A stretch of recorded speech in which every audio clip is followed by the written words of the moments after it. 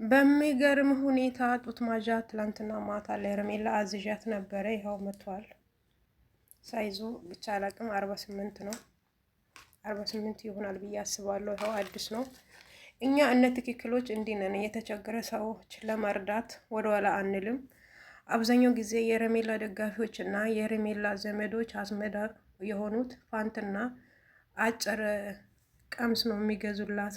ከዛም በዛም 30 ደርሶ ነበረ እና ወር አበባ ሲመጣ እሷ ዋና ውስጥ ለማግባት መወሰና ነበረች እና አቤል እና የአማቻችን ከውሃ ውስጥ ሲያወጧት ሞዴስ ወጣና በአቤል አፍ ነው የገባ በሳቱ ማለት ነው። አቤል ከነ ደም ዋጥ አረገ።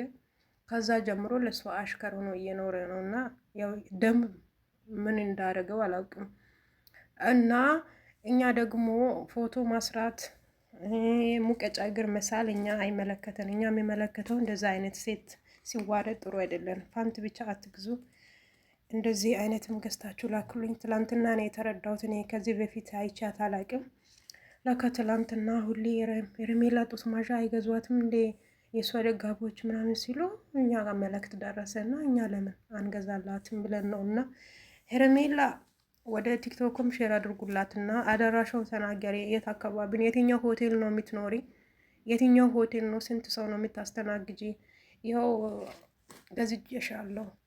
ይሄ በጣም ነው የሚመችሽ። እሺ። እና ይሄንም በጣም እንደሚመችሽ ተስፋ አድርጋለሁ። እና ሁለተኛ እንደዚህ አድርገሽ እንዳትመጪ ሚዲያ ላይ። እዛ ሆቴል ችግር የለው እንደፈለግሽ ሁኚ፣ ግን ሚዲያ ላይ ስትወጪ ጡት ማዣ ታጠቂ። እሺ። መታጠቅ አለብሽ። ለምን በብዙ ጊዜ ሴቶችም እያስዋረደች ስለሆነ ማለት ነው። እኛ ግሬስ ፋሚሊዎች ማለት እኮ ነው በቃ ለተቸገረ ሰው ፈጥኖ ደራሽ ነን። ማን አለ እንደኛ ፋሚሊ ማለት ነው። እንግዲህ ዛሬ ቲጂ እህቴ ማለት ነው ትናንትና ውሽሚት በለቀቀችው ቪዲዮ ጡቷ ወዲና ወዲህ እየተንዘላዘለ ነበረ እና አሳዝናት በጣም ምስኪን እና ያው ሁልጊዜ እኛ ስማችን እነ ትክክሎች ነን ማለት ነው። ያው እንዳለችውም ቲጂ ማለት ነው ያው ትክክለኛ ሰው ለትክክለኛው ሰው ያው ስጦታ ይሰጣል ማለት ነው። ቲጂ ደግሞ በዚሁ አጋጣሚ እውነት እኔ ሀሳብ ሆኖብኝ ነበር። በቃ ጭንቀት በጭንቀት ሆኜ ነበረው ማለት ነው። ምክንያቱም ምን ይሻለኝ ልግዛ አልግዛ፣ አሁንም ብገዛላት አትለብሰውም እያልኩ ሀሳብ ውስጥ ቅልጥ ብዬልሽ ነበረ እና በዚህ መልኩ ስለገላገልሽኝ ደግሞ ከልብ ከልብ አመሰግናለሁ ቲጂዬ ማለት ነው። እና ቲጂ በዚሁ አጋጣሚ ማለት የሆነ የጎደለ ነገርም ነበረ።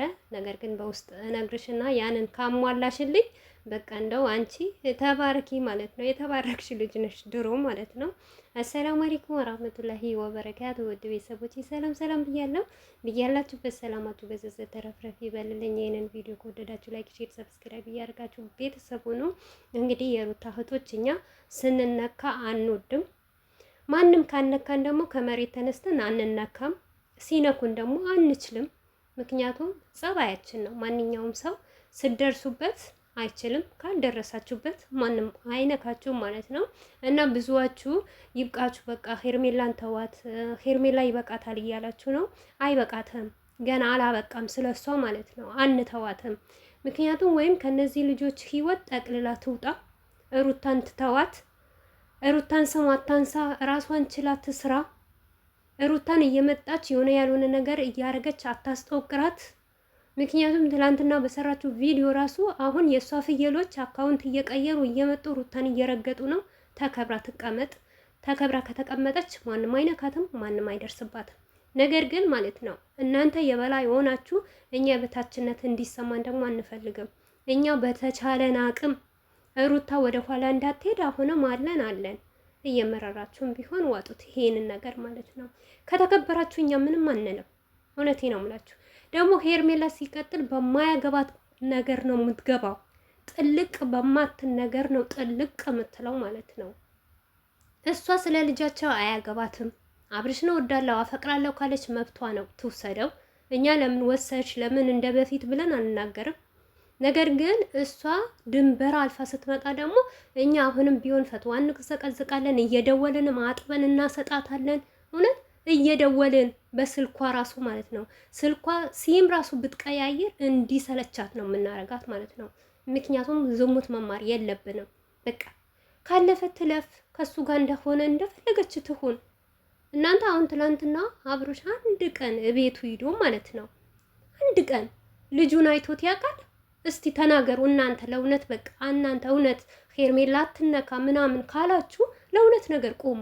አንድ ቀን እናንተ ቪዲዮ ሲሰራ አብርሽ ልጄ ላይ ነው ብሎ ሂዶ ሳይረብሽ ሳይበጠብጥ ከሰው ጋር ሳይጣላ የሆነ ነገር ሳይገጭ ወይ ሩታን ገፍትሮ ሳይወጣ ወይ በግድ አስገድዶ ሳይስማት ይሄ ነው የሚያሳየን እንጂ አንድ ቀን ልጄ ላይ ነው ብሎ እንኳን ጭቅጭቁ ትቶ ገብቶ ልጁን ሲያይ አይቼ አላቅም እኔ።